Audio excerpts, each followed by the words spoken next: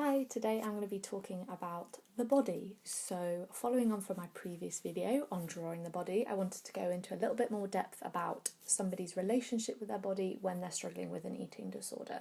I specifically wanted to talk about an idea that I've been working through recently, which is our disengagement with our body, our detachment from our body, our anger towards the body, our isolation from the body, and go into a little bit more depth of why that is, what's going on there, and potentially ways of working through it. So firstly, aside from eating disorders, we live in a society where we are very cognitive. We're very encouraged, I don't know if that's a phrase, very encouraged. We are encouraged to be in our own heads. From the neck downwards, we forget about what that is. We don't go there, we don't think about it, we don't want to associate ourselves with it. All our feelings, thoughts are up here, nothing else below here is taken into consideration. We don't allow our bodies to just be organic things that evolve and change. We forget about the bodies. I know this is not a new phenomenon, I'm not the first person to talk about this, but we are told to engage our brains all of the time.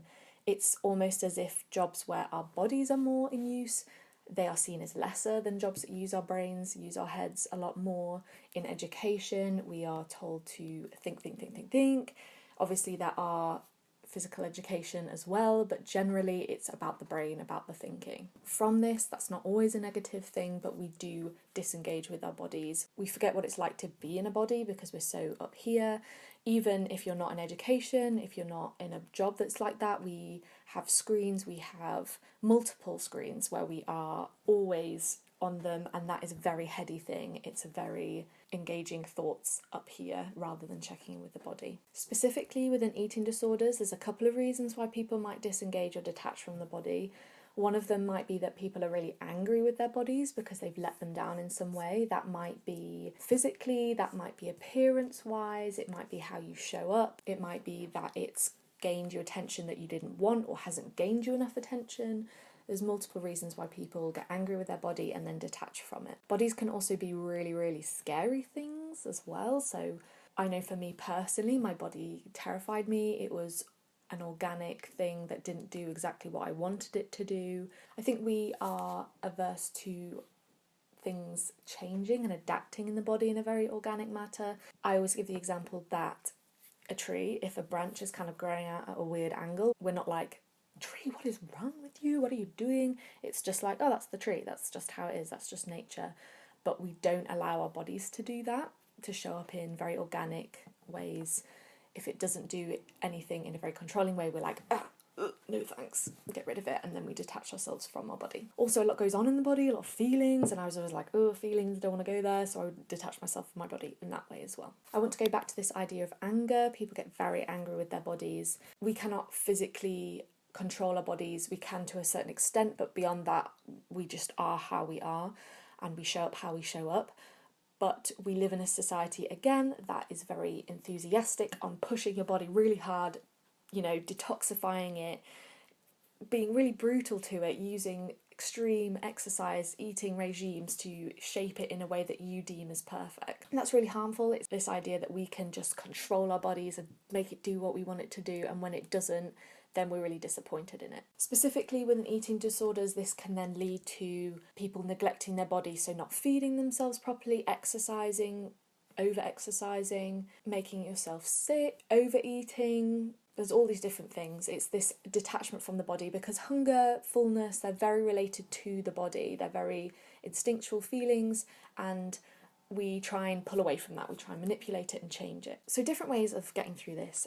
A massive one is just re-engaging with the body. It's reconnecting with the body in some way. That might be through physical movement. It might be just as simple as checking in. So my first recommendation would be to set an alarm, and when this alarm goes off, check in with the body. And that might look like a body scan. That might look like just seeing, what's going on. Can I just take this minute to focus in what's going on in my body? What feelings are arising? What can I hear? What can I taste? What can I smell? It isn't even about wanting to solve anything that's going on in your body, it's just about observing, just really checking in. And again, this isn't new, this is just mindfulness, this is just observing what's going on, but being very focused in the body. And it isn't about wanting to change anything or adapt anything or make anything better, it is just about observing. I've found that through that I've been able to listen more to my body and respect it a little bit more. The next one is writing a letter to your body, which sounds a little bit weird, but personifying your body. If your body was a person, what would you want to say to it? And you could use that as the structure, or you could use the structure of these 3 points. I am angry because, and this is the reasons why you're angry with your body. What has it done that's let you down? What has it done that has hurt you in some way, or that has not done what you want it to do? Why are you angry with it? And why are you using certain regimes or ways to manipulate it? Why are you angry? The next one is I am sorry because. What are you sorry for? What have you done to your body that has harmed it? I know that I pushed my body so hard. I made it do things that it shouldn't have done, and I would push it beyond exhaustion, beyond it hurting a lot. You know, what are you sorry for? And be specific as well in these. Give some examples. And then finally, I am thankful for.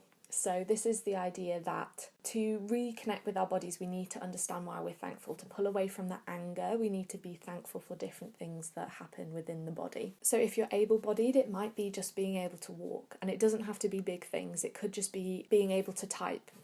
You know, if you like writing an essay, you can use your fingers. Or if you like reading, you can open a book. It's really small things, and if you can accumulate those and add on, you're just like, I found that I've become more amazed with what my body can do and more thankful. We often neglect and take for granted what our bodies can do, but checking in and acknowledging these things can be really, really important. Acknowledging the small things, because the more grateful you get, the more you're like, oh wow, my body can do these things, and it dissipates the anger. This is about personifying your body, so it's as if, you know, I'm rekindling this relationship with my brain to my body. So there's many other things that you can do that can improve your relationship with your body, but there's just 2 suggestions to start with. It can be quite an emotional thing, writing a letter to your body, because if you're angry at it, there'll be reasons and that might come up, and if you're sorry for things, that might be quite emotional. I know I've done it in the past and I did cry quite a lot. Just be aware of that. But it's just about rebuilding that relationship with your body and checking in and learning that it's not some chaotic, scary place, but actually it's the only thing that you have from birth till death that is with you the whole time. And that isn't to be scary, that isn't to be like, oh, we've got to be really controlling over our body and make it last that long. It's just about respecting it and being amazed by it. I think also I've just been amazed by the resilience of my body. I have put it through a lot, and it still stands here today, and it still does what I want it to do. So it is a very loyal friend if we're going to personify it. So just being thankful for that as well, for its resilience. So I'd love to hear what came up for you in this video. I really appreciate you joining in, and thank you for watching. I'll see you in the next video.